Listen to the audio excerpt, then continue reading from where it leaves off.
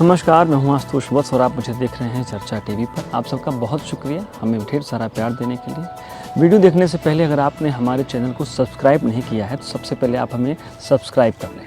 याद रखो मेरी इस बात को, हमेशा योगी मुख्यमंत्री नहीं रहेगा।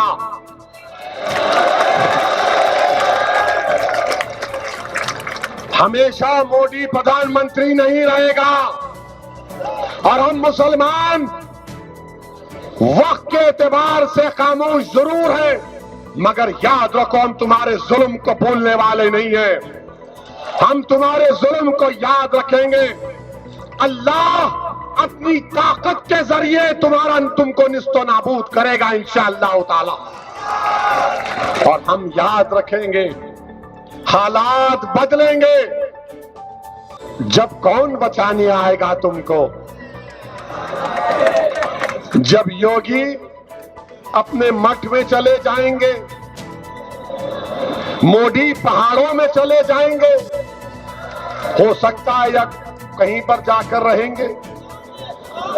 जब कौन आएगा हम नहीं भूलेंगे, याद रखो। ओवैसी जैसे नेता जब इस तरीके की बयानबाजी करते हैं तो भारत का एक बहुत बड़ा तबका है जिसके अंदर नफरत भर जाती है और फिर वो बदला लेना चाहता है। अब कुछ करने की आवश्यकता है, अपनी ताकत का एहसास कराने की आवश्यकता है। ये कौन मौलाना हैदराबाद से बोलता है, कौन कहां से बोलता है, इसमें बहुत चिंता मत करिए, क्योंकि बकरे की अम्मा कब तक खैर मनाएगी आप देखते रहिए। बस बहुत दिन चलेगा नहीं ये। उन सबको मालूम है कि आने वाला समय और आने वाला दिशा क्या होने जा रही है। यह हिंदुत्व की सदी है और हिंदुत्व की सदी केवल भारत की नहीं दुनिया की सदी होगी। पूरी दुनिया के अंदर हिंदुत्व का झंडा एक बार पुनः मजबूती के साथ भगवा झंडा दुनिया के अंदर कोने कोने में लहराएगा। उसके अनुसार एक बार पुरुषार्थ किए जाने की आवश्यकता है। हिंदू कभी निराशावादी नहीं हो सकता है, कभी नहीं। और जब योगी जैसे नेता इस तरीके की बयानबाजी करते हैं तो भारत का एक और बड़ा तबका है जो भारत में योगी को, बीजेपी को, मोदी को अपना भगवान समझने लगता है। भारत में जब भी चुनाव आता है या चुनाव नहीं भी आता है तब भी राजनीतिक मसलों को लेकर के बहुत सारे लोग आपस में झगड़े कर लेते हैं, एक दूसरे से राजनीतिक कारणों से बात करना भी बंद कर देते हैं। खासकर ये झगड़े तब होते हैं जब कहीं किसी ऑफिस में या किसी चौराहे पर दो जाति, दो संप्रदाय के लोग होते हैं, हिंदू और मुसलमान होते हैं, तब झगड़े ज़्यादा होते हैं। ये मैं इसलिए कह रहा हूँ क्योंकि इसका सीधा संबंध भारत की इस समय की हो रही राजनीति से है। आज मैं आपको कुछ राजनीतिक आंकड़े, कुछ चुनावी आंकड़े बताने जा रहा हूं, लेकिन उससे पहले आप ओवैसी के बारे में, उनके राजनीतिक करियर के बारे में थोड़ा बहुत जान लीजिए। क्या कहीं ऐसा तो नहीं है कि बीजेपी के साथ मिलकर के ओवैसी पे जो आरोप लगता है तो क्या कहीं कोई अक्कड़ बक्कड़ तो नहीं चल रहा है? असदुद्दीन ओवैसी ने साल 1984 में राजनीति में एंट्री ली। उन्होंने आंध्र प्रदेश की चार मीनार विधानसभा सीट से पहली बार चुनाव लड़ा और उनकी जीत भी हुई। ओवैसी ने खुद को राजनीति में मुसलमानों और दलितों जैसे अल्पसंख्यकों के आसपास केंद्रित करके रखा है। ओवैसी के दादा वहीद ओवैसी ने राजनीतिक पार्टी मजलिस-ए-इत्तेहादुल मुस्लिमीन को 1957 में ऑल इंडिया मजलिस-ए-इत्तेहादुल मुस्लिमीन के रूप में फिर से आरंभ किया। असदुद्दीन के भाई अकबरुद्दीन ओवैसी तेलंगाना विधानसभा के सदस्य रह चुके हैं। उनके सबसे छोटे भाई बुरहानुद्दीन ओवैसी इत्तेमाद के संपादक हैं। ओवैसी सरकारी नौकरियों और शिक्षा संस्थानों में पिछड़े मुसलमानों के लिए आरक्षण का समर्थन करते हैं।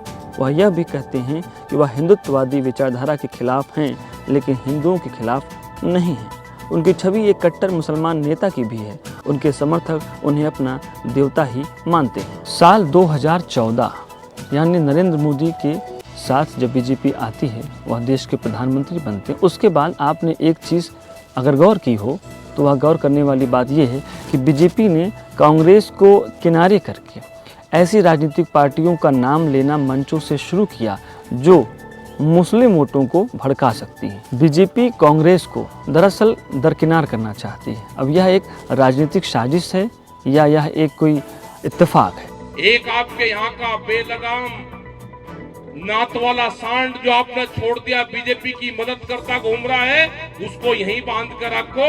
वो देश में सबसे बड़ी बीजेपी की मदद करता है, उसको यहां से बाहर मत जाने दो। वो बोलता कुछ और है, उसका मकसद कुछ और है। उसकी जांच कर लेना, उसको बांध कर यहीं रखो। उसको हैदराबाद और तेलंगाना से बाहर मत जाने दो। वो वहां पर जाएगा तो बीजेपी की मदद करता है, ये पूरे देश को पता है।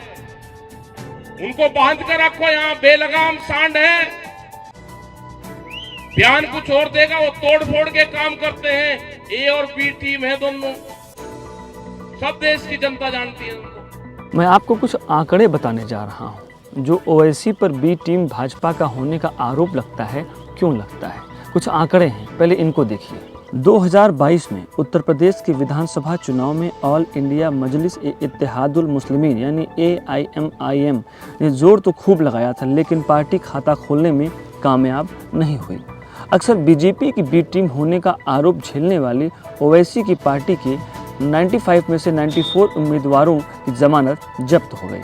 हालांकि कई सीटों पर सपा की हार और बीजेपी की जीत के लिए ओवैसी की पार्टी को ही जिम्मेदार बताया गया था।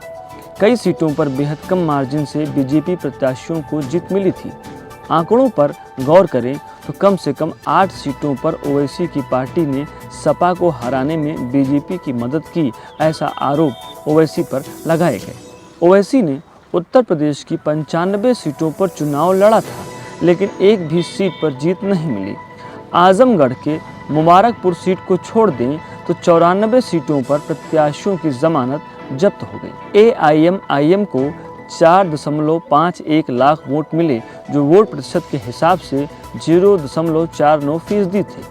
ओवैसी ने यूपी में ताबड़तोड़ रैलियां भी की थी। इस दौरान उनके काफिले पर गोलियां भी चल गई थी। मुरादाबाद नगर सीट पर भाजपा प्रत्याशी रितेश कुमार गुप्ता ने समाजवादी पार्टी के मोहम्मद यूसुफ अंसारी को 782 वोट से हराया था।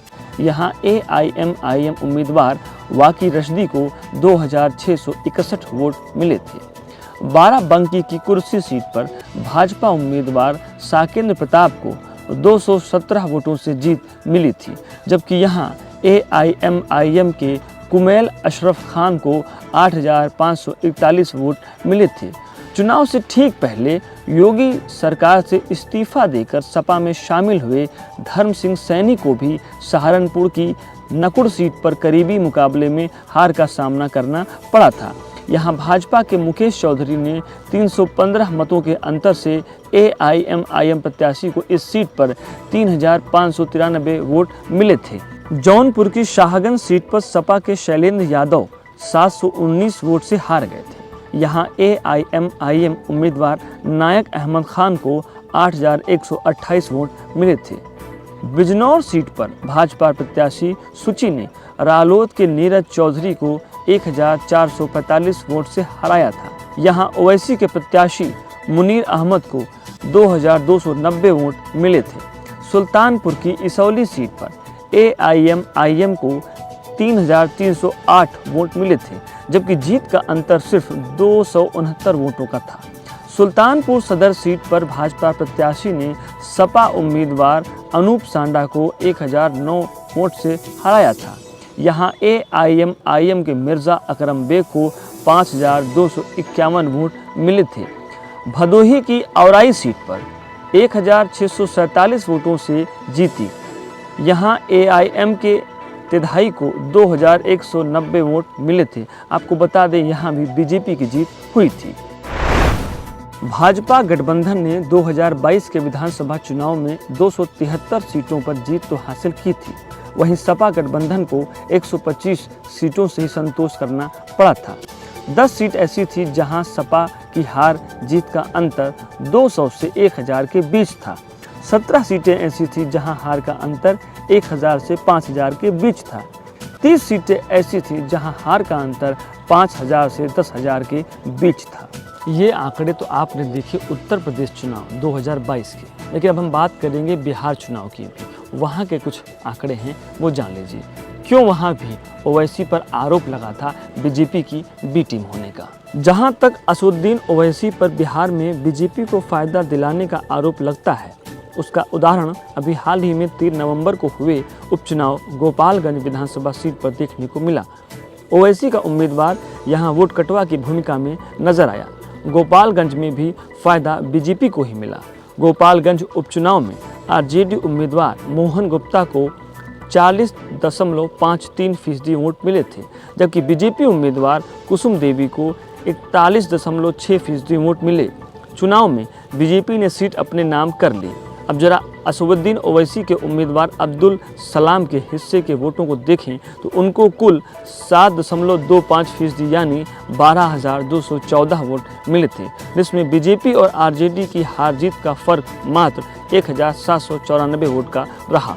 2020 बिहार विधानसभा चुनाव में मत प्रतिशत क्या था, किसको कितना वोट मिला, कितने परसेंटेज का वोट मिला, ये भी जान लीजिए। भाजपा 19.46% 74 सीट, जदयू 15.39% यानी 43 सीट, राजद 23.11% यानी 75 सीट, AIMIM 0.24% यानी 5 सीट, कांग्रेस 9.48% यानी 19 सीट, बसपा 1.49% यानी 1 सीट, CPI 0.83% यानी 2 सीट, माकपा 0.65% यानी 2 सीट, लोजपा 5.66% यानी 1 सीट। 2020 विधानसभा चुनाव में तेजस्वी यादव की पार्टी को जोरदार झटका लगा था। उसका कारण कहीं न कहीं ओवैसी पर लोगों ने आरोप भी लगाया।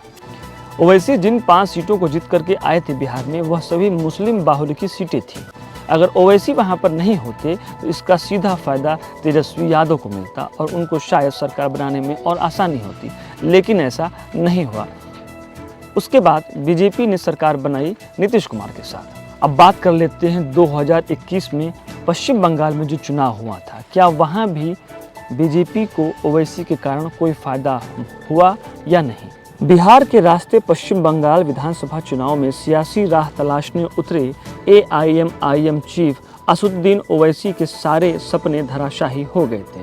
मुस्लिम मतदाताओं ने ओवैसी से ज़्यादा ममता बनर्जी का साथ दिया था। बंगाल की महज 7 विधानसभा सीटों पर ओवैसी ने अपने प्रत्याशी उतारे थे।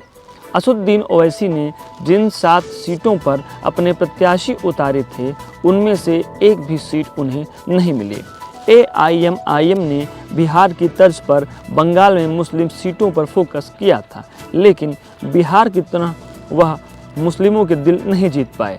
ओवैसी ने मुस्लिम कैंडिडेट उतारकर खाता खोलने का सपना संजोया था, लेकिन उनके सारे समीकरण को ममता बनर्जी ने ध्वस्त कर दिया।